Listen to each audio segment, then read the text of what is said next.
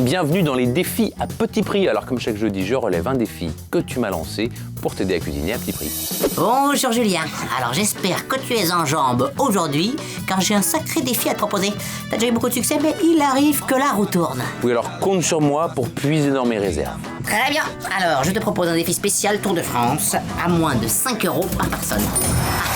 Fais-moi le malin, hein. Ouh, non, tu plaisantes. Voilà justement une magnifique occasion d'emprunter les belles routes de notre pays et d'y redécouvrir nos belles campagnes et leurs inépuisables richesses. Alors je vais te préparer des œufs pochés à la sauce au champagne, une tarte au maroilles et une forêt noire en verrine. Allez, c'est parti, à fond les pédales.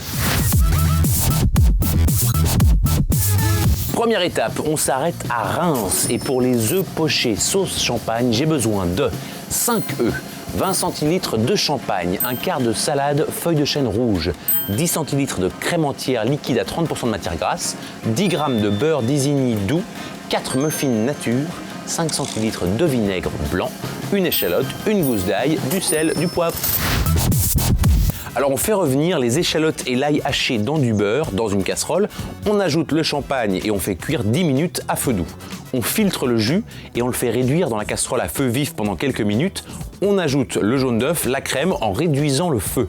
On mélange bien pendant quelques minutes, puis on poche les œufs un par un dans une casserole d'eau frémissante vinaigrée mais non salée. On retire l'œuf poché à l'aide d'une écumoire, on le plonge dans un saladier d'eau froide pour stopper la cuisson et on les barbe si besoin. On fait de même avec les 4 œufs restants. On sert chaque œuf poché sur un muffin toasté et posé sur une assiette avec de la salade. Enfin, on nappe les œufs de sauce au champagne. La technique de pochage est particulière. Vous pouvez vous aider de 2 cuillères à soupe pour souder le blanc au-dessus du jaune. Et concernant la salade, vous pouvez l'accompagner de sauce vinaigrette si vous le désirez.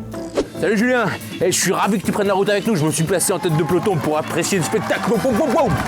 Mais j'aimerais pas rater le passage de la caravane. Alors, ne vous inquiétez pas, je garde le rythme et si vous voulez d'autres recettes de nos régions, je vous laisse découvrir le menu terroir. On y va, étape par étape, la suite. Direction Lille. Alors pour la tarte au maroilles, j'ai besoin de une pâte maxi pizza épaisse et rectangulaire, un maroilles de 200 g, 20 centilitres de crème fraîche épaisse d'Isigny à 40% de matière grasse, un jaune d'œuf, 200 g de salade iceberg prête à consommer, 3 cuillères à soupe d'huile d'olive vierge extra extraite à froid, une cuillère à soupe de vinaigre balsamique de Modène, une demi-cuillère à café de paprika, du sel, du poivre.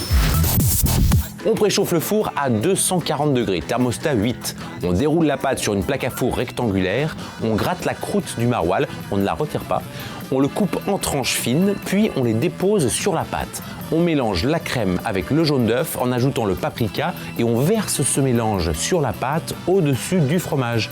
On enfourne pendant environ 8 minutes. Pendant ce temps, on prépare une sauce vinaigrette avec l'huile, le vinaigre, le sel et le poivre. Une fois que la tarte est cuite, on la sort du four et on la sert avec la salade, accompagnée de sauce. Tu grimpes dans mon estime Julien, là, tu mérites au moins le maillot à pois. Non mais il y a une échappée qui arrive bientôt, faudrait que tout soit terminé avant leur passage. Alors, je ne me décourage pas et je continue de pédaler. Dernière étape, Mulhouse et sa forêt noire en verrine.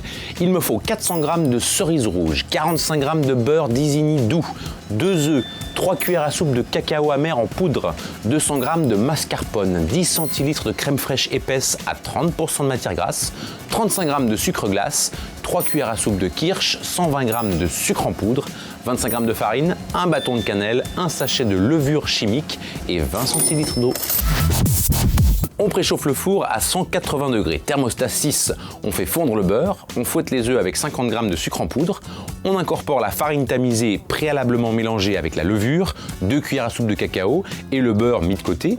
On mélange puis on étale cette préparation sur une plaque de cuisson anti-adhésive ou du papier sulfurisé avec de l'eau.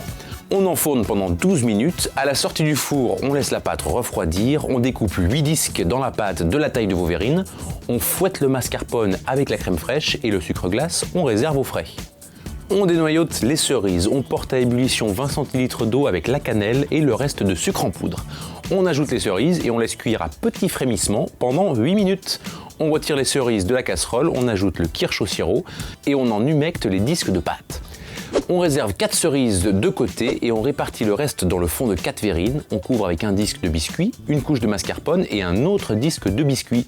On saupoudre de cacao et on répartit le reste de mascarpone. On saupoudre de nouveau de cacao et on décore avec les cerises réservées et une brisure de bâton de cannelle. On garde au frais pendant 2 heures avant de servir. Et alors là, belle performance, mon cher Julien, hein, tu restes une fois de plus dans le budget. Merci, hein, quel sprint final. Ça a l'air délicieux et je vais avoir le temps de profiter de la course. C'est le maillot jaune qu'il te faut, toi. Et ben moi je vous remercie, chers internautes qui nous regardez, et vous donne rendez-vous la semaine prochaine pour un nouveau défi. Si t'es pas un dégonflé et que t'aimes cuisiner, abonne-toi à la chaîne Marmiton, regarde notre épisode ou laisse un commentaire. Hein.